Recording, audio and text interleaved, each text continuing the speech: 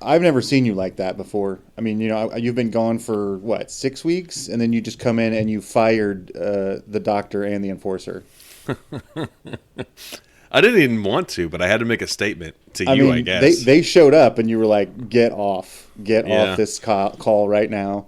Yeah, and there was some confusion about that phrase itself, but, they right. Sure. finally got it figured out. Finally figured it out, yeah. Yeah. Then you said, lose my number, which I thought was excessive and harsh. Well, what are you going to do? So I chased those guys out of here. Yeah. So just a 2-man this week? I mean, is this permanent or is this just, are you trying to make a statement? It's like benching the starters? No, right now, don't tell them this, but right now it's obviously the $15,000 fine. We saw that Jason had done the Sam Cassell celebration after the last show. Yeah. It's evocative of something that's, untoward. So, you got to take a stand on that. Okay, but, so you want them to believe they're fired, but maybe it's just like a scare them straight moment. You know what though? In this climate, they'll be in another podcast, tomorrow. This climate, I thought everybody already had a podcast. We are. We're nearing saturation, like complete saturation. So they might have to come crawling back. I assume they've already started their own. Oh, I see. Sure. They've started their own spin-off. But if they haven't, then they can come crawling back. Well, it's actually it's been a fun day at work because there's no enforcer, enforcing stuff. Yeah. I'm a little afraid of you now because apparently you can just fire us at will, but somebody's got to do it. It's a job. Somebody's got to do it. So, have you just been listening for like 6 weeks and just like seething, just waiting to get back on and just tell us all off? God, I wish I had the time to do that. I do the seething, right? But but only with us on the background. It's just because you're like dealing with a baby and stuff. Yeah. That he's always up to something. So you just hear us in the background and you're upset. Yes. Perfect. That's not new, but That's actually how the show usually goes. Right, yeah.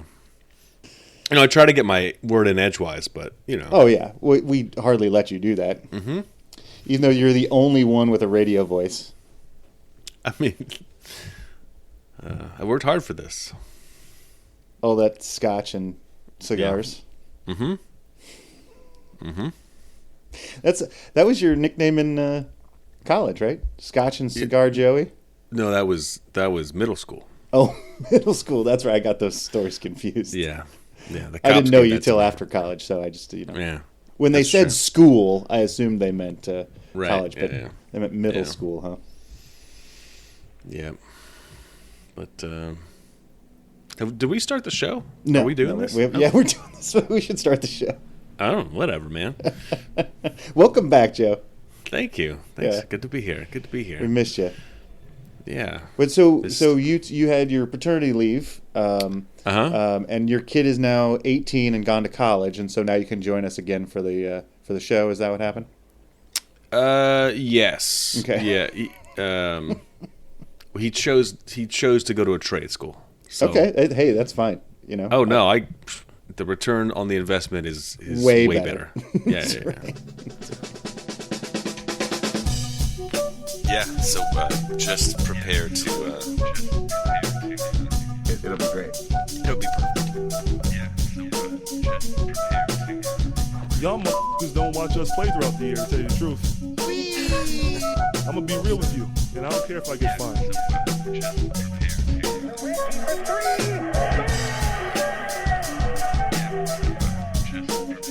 I got my sweet jerk with them.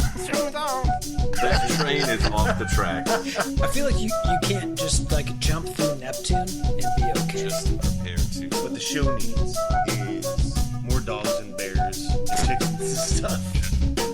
Yeah, so just prepare to be awash in unbelievable goodness.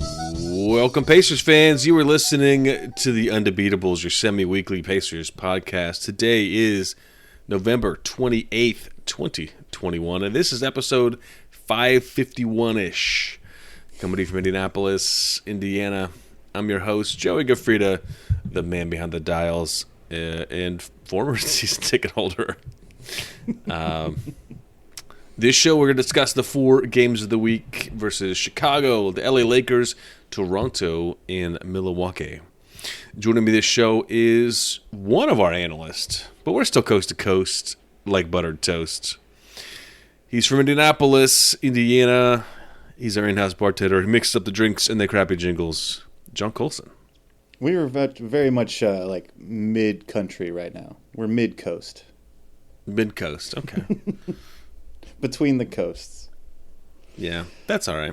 Yeah, I would like to shout out both Jason and Harper. You mentioned that this is episode 551-ish. We recorded a Thursday show, and then it was the holidays and I dropped the ball. It may be put out at some point, or it may be just a lost pod. We'll see. Wait for some extra content. Maybe if you're a Patreon member, we can put it up there for you, and you can hear a free show. That only the people who pay can listen to. Right. Everybody else gets it for free, but no, they won't get it at all. They don't get it at all. Right. So the free show is for the paying customers. That's correct. Okay. As long as we're clear. Okay. Dude, yeah, that was, for what it's worth, I wasn't on that show, so. Hey, look, it's hard. We got kids with babies. We got kids with families that are traveling. I was traveling. So anyway, but we're back with you, team. Yep. And before we start the show, the paying people we mentioned previously were the people who support us over at patreon.com/undebeatables, and you can support us for as little as $1 per month. Thanks to everyone who's done that. And then higher tiers, you get paid free content when you do that. You get paid free content. You get koozie. Some of the higher tiers get koozie, and if you want access to our Undebeatable Slack, you can get there. I'm Joey. I'm going to break some news on the show. I'm currently working on the design for the new T-shirt. Oh, but they have to buy the last T-shirt. Somebody's got to buy the last T-shirt before we do a new one. So, okay, got to get that out of your closet. You heard it here first with me. All right, John. There were 4 games of the week, and as if it's not been totally clear, I got a little one running around, and not running. A lot of sleeping, a lot of laying around. So I watch, basically the games. I watch as much as I can. Sometimes I'm able to watch them later. When you're not falling asleep. Yeah, I mean, I'm doing what I can here. But so I did get to watch a lot of the Chicago game. Pacers win 109-77. Last I remember from last year, the Bulls were terrible. I don't know. As far as I can tell from watching this, they're still bad. And Pacers win big time. I guess they were like first in the East or whatever, but Sabonis looking good, 21 points, 11 boards. He gets his normal double-double. Brogdon with 16. Miles Turner, 12 points, 10 rebounds. DeMar DeRozan and Zach LaVine, the only ones getting in double digits for the Bulls. So not a good look from Chicago. Second game of the week, I got to see more of this one than I wanted to. Pacers take on the LA Lakers. They lose this one 124-116. We'll talk about this a little bit more, but the Pacers had a nice lead much of the game. Lost that lead right towards the end, and Duarte hits this clutch 3 to send the game to overtime, wherein the Lakers beat the ever-living crap out of us. And we lose by 8 in overtime. So there's much more to that game too. But LeBron went ham on us, 39 points, and Russell Westbrook short of a triple double, but 20 points there. On the Pacers side, Holiday with 16 points, Sabonis 14 points, Malcolm Brogdon rocking 28, and Duarte with 17 off the bench. So looking good for the young guy. Third game of the week, the quality win. Pacers take on the Raptors and win this one 114-97. This is when I caught the day after. Colson, when you were over, I watched a replay of the game. Pacers, they look good. It was like a good professional win. Wasn't a blowout, but they looked respectable. They gave up 35 points in the first quarter, but responded with 35 of their own in the second, and took a lead into halftime, and never looked back. So, I mean, it was a good win against a pretty okay team. Freddie VanVleet dropped 26 on us. Siakam and Barnes had 17 each. From the Pacers side, Sabonis, nice 23 and 18, looking good for. He almost had 2 double doubles in a game, but is that how that works? I don't know. Sure. Miles Turner getting his double double on with 17 and 10, and Brogdon 11 points and 12 assists. Another one for him. And Keelan Martin getting 15 points off the bench. And I know you were a big fan of Torrey Craig this game. I was. My goodness. Yeah. 11 points, but a lot of O-boards. A lot of good, clutch O-boards. Yeah. And just being tough. Yeah. I loved it. And Sunday, get the matinee game here. The Pacers take on the Bucks at home and lose this one 118-100.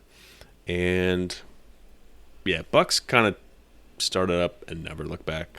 I mean, this was never in question as far as I could tell. Anytime, late into the game, it was over. But Giannis was 26 and 13, and nothing we could do Did against whatever him. he wanted. Yeah, we had no answers for him, as very few people do. Drew Holiday, 23 points, 9 assists. Bobby Portis, 15 points. Chris Middleton, 14. George Hill, pretty okay showing, 13 points off the bench. From the Pacers side, Karis LeVert, 23 points. Brogdon with 16. And, Sabonis and Miles Turner were sub-impressive this game. They combined for 6 points. Yeah, and even weren't on the floor. Actually, we went with a lineup without a traditional center. I think what the stat was, they've only done that 9 minutes all season. We went for most of the second half without Goga, Turner, or Sabonis on the floor because the bigs couldn't hang with the mobility of Giannis at center, which is what they were running a lot with. And Portis was playing center and beating them up too, but also outquicking them. So, not a great showing. But I mean, they're the champs, I thought we hung in there in the first half. I thought we played some pretty solid defense. Okay. There's lots of things I have to say. I have a million thoughts on this week, but let me start with a fun fact. This is my fun fact of the week. Today the Colts played this morning at Lucas Oil. And an hour after that game, the Pacers played and at the Gainbridge Fieldhouse. They're within walking distance of each other, so you could have gone to see the Colts and then gone to see the Pacers. If you'd gone to see the Colts, you would have seen them play the defending champion Bucks. And if you'd gone to the Pacers, you would have seen them play the defending champion Bucks. I think that's a crazy day. It's a crazy stat. One Buck has no K, though. So that's true. It's the Buccaneers. But that was an incredible game, too. The coach finally decided to start using Jonathan Taylor and running, and we scored easily near the end of the game. But Tom Brady still had 3 minutes left to go down and score a touchdown on us when it was a tied game. So don't leave Tom Brady 3 minutes. That's what I always say. So, I mean, I guess the thing that stuck out to me was, I mean, the Lakers game was pretty interesting. I thought the Pacers were going to be able to hold off, but not shocked that LeBron and his his crew of Hall of Famers is they're able to pull something out here. And LeBron was just absolute beast mode. At the end of the game and into overtime. Of course, there was the incident where two of the fans had apparently said something that was very objectionable enough that they were asked to leave, and with no real complaints from them. Yeah, so LeBron basically goes over to the refs and points out this young couple sitting on the baseline. They have not baseline. They're sitting on the half court floor seats, and he points them out. And within 2 or 3 seconds, security was there and was like, "All right, time to go." There wasn't even really a question about what did you guys say or anything. They just got up and left. I know LeBron hears everything. I'm sure he hears people say a lot of crummy stuff to him as fans, as opposing fans. He doesn't point people out very often, so this must have been something he took exception to. Yeah, you would think it was egregious for him to make a scene like that. So yeah, and the woman kind of made a pouty face as though LeBron couldn't handle it, but he handled his business and got them thrown out, and then used that motivation to have the most points he has all season. The only reason they win this game is because LeBron James became LeBron James again from 5 years ago. He couldn't miss a 3-pointer. He was just on fire. He was taking people on the block. He was not missing, and it's like he is one of the greatest basketball players to ever play the game. And all guys like that need is a little bit of an edge. We all saw The Last Dance about Michael Jordan. He's just making up reasons to be mad at somebody so he can play well. This couple gave LeBron a real reason to be angry, and he took it out on the Pacers. So if you were a fan of the team and you were going to a game to watch your Pacers, root on your Pacers. Don't poke the bear, which is what they did here. And I truly believe that's the difference in this game. He got so hot after that. I do want to shout out Duarte, though. Rookie. You mentioned it. I mean, he was basically fading in the corner behind the backboard and splashes a 3 to put it to overtime. Fantastic by the rookie. This kid is just great. He's just so good. Fun fact, he is older than 3/5 of the Raptors starting lineup, and he's a rookie. So, this is a great pickup for us. He's just such an adult out there. He's playing really well. So shout out 8-Track. Yeah. So have you? Oh, Joey, I'm sorry, you were gone. We're now calling Duarte 8-Track. When you say we, who's the members of that? I mean the podcast. Are Jason and Colson, are they also, and Harper, are they also calling him 8-Track? I mean, I'm calling him that, and they're not telling me not to. So I assume that they're. I'm sure that I assume they're in. Okay. So when I was here last, it was, post draft, and actually this is where just don't put this in the show, but go back here, insert here. All the crappy stuff you said about Duarte. Didn't say crappy stuff. No, you were. No. I said that he had no upside. He was a ready-to-play basketball player. There's just no upside. I still stand behind that. He's not going to become. I mean, he's going to get better as you do as a professional basketball player gets better. But we didn't draft an 18-year-old guy who's the sky's the limit. We drafted a professional basketball player who's going to be very solid for us for hopefully the rest of his career. I don't think I said anything different than that. I did talk a lot of schmack about Isaiah Jackson because we had traded Aaron Holiday for that pick. It's not Isaiah Jackson's fault. In fact, he got some trash minutes against Antetokounmpo and I thought had a pretty good showing against him. Yeah. Had some good he can tough jump rebounds. really high when he rebounds. Yeah.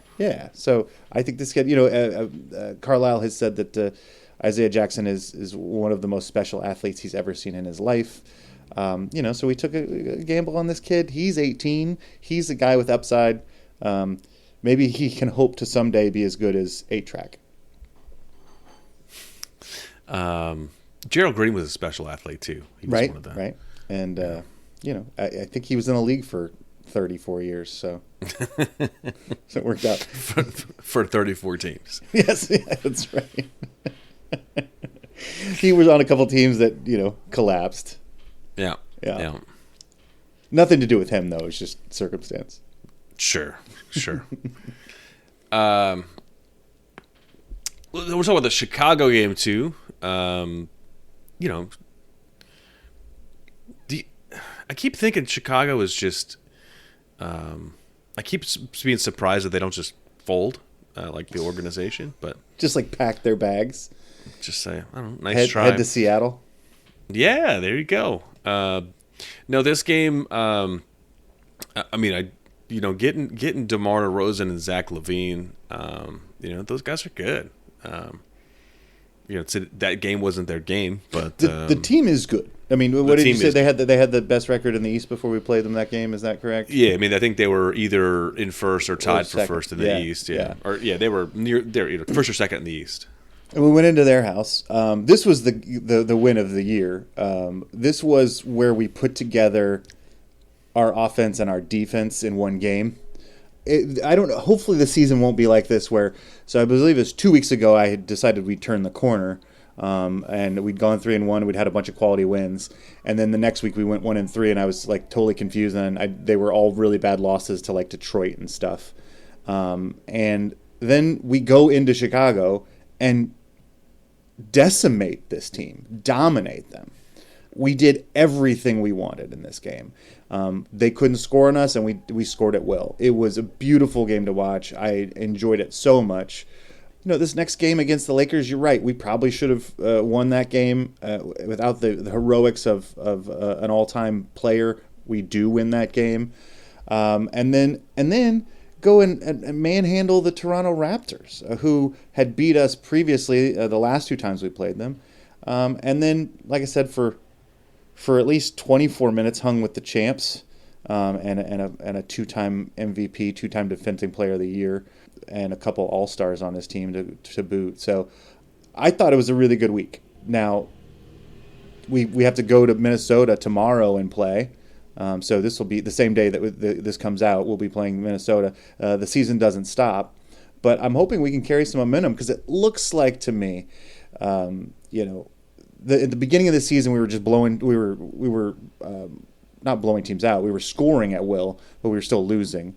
And then we started playing defense, but we couldn't figure out how to also score. And you wonder if maybe the conditioning wasn't there because you want to play that high pace offensively. Can you keep up that level of defense where you're running around and chasing everybody down?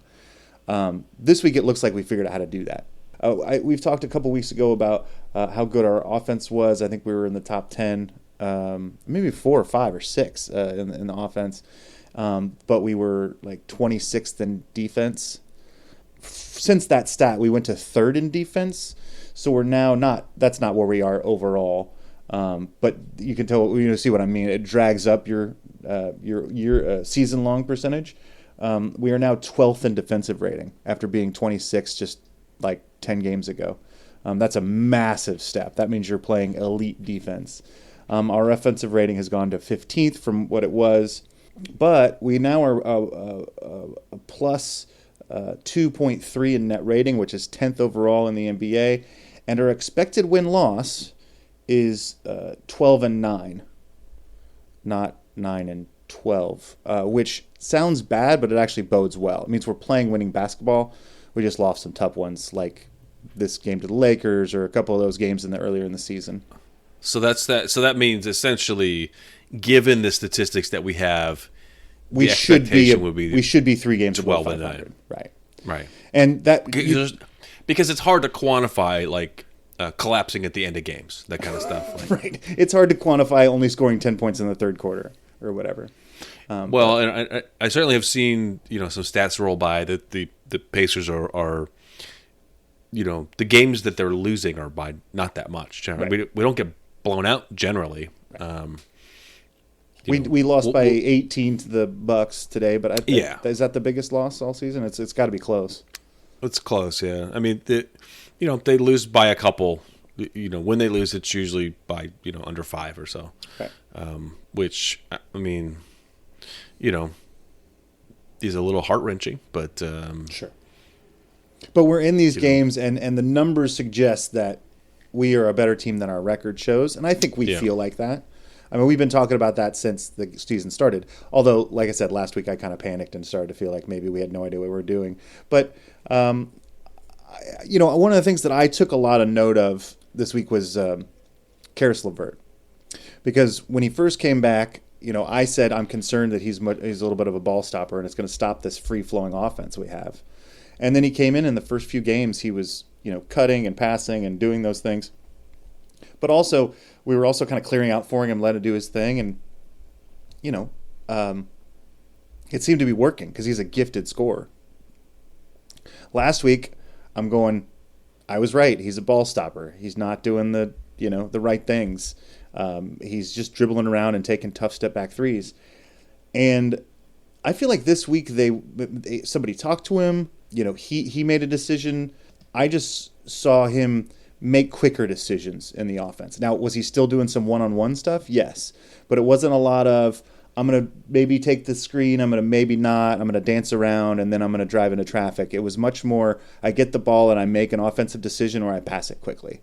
And he still did a lot of more one-on-one stuff than maybe the offense calls for, but he was really good this week. And I thought it was his emphasis to make a quick decision that really helped us offensively. So I wanted to shout him out because last week I talked some crap. So nice work, Karis LeVert. You're such a gifted player. I really hope that this, everybody can figure this out on the offensive end. Yeah, I mean, with him, I feel like there's definitely times that's, out of anybody who needs to just manufacture something, I feel like he's where you're going to go. Yeah, we don't have other guys that can do that, really. I mean, Duarte, I suppose. McConnell tends to pull something out of his butt all the time. But yeah, if the clock is winding down, I'd rather Karis LeVert try to take somebody off the dribble than anybody else on the team. Yeah, part of that just comes with that territory, just somebody's got to do it. So here you go, bud. Yeah, well, it's nice to have him back, and I just think it's a matter of feeling each other out. Carlisle is an actual coach. He wants to get better every game, and he's going to keep tweaking this stuff until it works out. He kind of settled in on a lineup this week, which I had was surprised he hasn't yet. Partly because of injuries, but partly because I think he's just willing to try a bunch of different combinations of players. But it seems what he likes to do is our starting lineup, of course, is not of course because it changed. Brogdon, Karis LeVert, Justin Holiday, Miles Turner, and Sabonis. So the rookie got hurt and didn't get his starting job back. He missed a couple games. Usually you don't want to lose your starting job because you get hurt, but I think this makes sense. What he's doing is he's bringing McConnell and Torrey Craig and A-Track in near the end of the first quarter and leaves Miles Turner and Brogdon in the game. So then you've got Brogdon playing 2 and Torrey Craig playing 4 and Duarte playing small forward. And that unit has a lot of energy. They really run and they really pass. They can all shoot. The rookie A-Track and Torrey Craig, who I'm just, again, you mentioned him at the beginning of the show, his toughness, his offensive rebounds. He's the guy that's getting on the floor. I'm really starting to like him. Jason predicted that he'd be a fan favorite, and I'm starting to see why. So I just really like that unit. And then at the beginning of the second, he pulls out Brogdon and Turner and brings back Sabonis and LeVert. And, so it's a nice kind of, at least through basically a quarter and a half, it seems like he knows what he's doing. But he's also not afraid to ride the hot hand. We saw was it Torrey Craig get into foul trouble and they brought in Keelan Martin? Was that the LA game? I think there's a Toronto. Was that the Toronto game? And Keelan Martin played really well. And so Keelan Martin's been getting significant minutes this week because he's shooting the heck out of the ball. And playing defense. He takes pride in that. So, you got to do that stuff to earn minutes on this team, and I think Keelan's really working on that, and so he will continue to be a part of the rotation. Lamb, however, is not really seeing very many minutes right now, which I think is an interesting thing. I know he's battling bulky knee or whatever. He's always battling something, or he's just battling the fact that he's getting out-battled in practice, maybe. It's a lot of battling. Yeah, he's in a lot of battles. Mm-hmm. Shout out Jeremy Lamb. I hear you're a great tipper. Love you. Yeah, I think it's interesting that what Carlisle has done with the lineups just in general. I like the fact that he's experimenting and I felt like that in the last couple of years, coaches that we've had seem to just really stick with just kind of like find something pretty early and just ride it into the ground, like no matter what. Well, I mean that's Frank Vogel. Would experiment a little bit, but you're right. He liked to find something that worked and go with it. He'd ride the starters to no end, although he didn't really have much coming off the bench back in the day. Really relying on DJ Augustine to come in and give you some big minutes. I don't know. Shout out DJ Augustine. Yeah, he's still in the league, I assume. And then Nate McMillan, same thing. I mean, he wanted to preach defense and continuity, and he had like 5 offensive plays, and he didn't want to rock the boat too much. And so once he found that, he stuck with it. So, and that worked for us to get us into the playoffs. But what I think is interesting about Carlisle, I think what makes Carlisle special, is that he wants the team to continue to get better and evolve. And it's not about the next win. It's about who you are at the end of the season, which is what, we always talk about good coaches do. And we haven't had, Nate wasn't doing that. He was just going to make us we're a 45-win team every year, and we weren't going to be playing our best ball at the end of the season. And Bjorkgren, who knows what the heck he was doing, besides choking his opportunity to be a head coach. All right, I got a lot of questions, John. I need you to fill me in on a bunch of stuff, but I think I want to wait till Thursday to have further discussions. That sound good to you? Yeah, for sure. You want to know more about coaching? You want to know more about this show that you've missed for the last 6 weeks? Yeah. So also, I know Jason. Jason had gone through this as well, and it was the what happened show, and since those guys aren't here, it's on. This is on you. So, oh my! All right. So whatever you tell me, I'm gonna believe is gospel, and I don't know if I should be trusting you for this. That's good. But, well, you know what? Jason and Harper have had just some absolutely insane opinions over the last 6 weeks, so be prepared for that. Okay. Got to fill you in. It's not shocking, but yeah, I mean, in the past, you were the one with the insane opinions, and those two were like, just sort of well reasoned, thoughtful analysts. Yeah. But I've matured. Yeah, I know things have changed. So, all right, let's wrap it up here, and we'll be back with you on Thursday. Always wrap it up, kids. Digging a little bit deeper into, especially when you're digging in deeper into the Pacers season. I'd like to thank you for listening. You can find us on all of the social medias. We're on Twitter at Undebeatables, Facebook.com/The Undebeatables. Our website is theundebeatables.com. There's a contact form there. You can send us a message. Shout out to the bots who send us you don't ever see these, John, because they're garbage, but we get people offering to proofread our website. So that's nice of them. Yeah. Did they say this is an amazing website? It needs proofreading. Yeah, for a fee. So, and you can send us an email. Shout out at theundebeatables.com. Hey, did you have you created our site on the Metaverse yet, or is that I don't know. later? That's Jason's territory. Okay. I think he's super into the metaverse as far as Okay. Yeah. Yeah. Okay. So we got to make sure that's updated, or make sure we're a part of that universe. Yeah. Yeah. Yeah. Okay. Because it's gonna be big. What is it like? What's the metaverse again? Is it like 3D? Is that what it is? So I think it's like VR, and Virtual like, reality. You go to work with goggles on. I don't know, man. I cannot wait. So Colson, you'll be heading up that project. But until then, you should tell people where they can buy our T-shirts. It's on the website /store. You have no idea, so I was just setting you up. Thank you. That's, well, at least the listeners can tell their friends now Right. where to buy that T-shirt. For the architect Donnie Walsh and our once and always Hall of Fame coach Bobby Sickleonard. Turn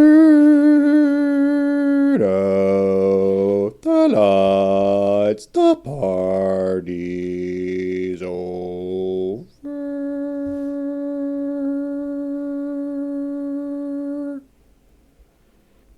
I forgot about that part. What, that I sing just terrible things into your ears? You said it, not me. It's your show and we're all just living in it. Oh.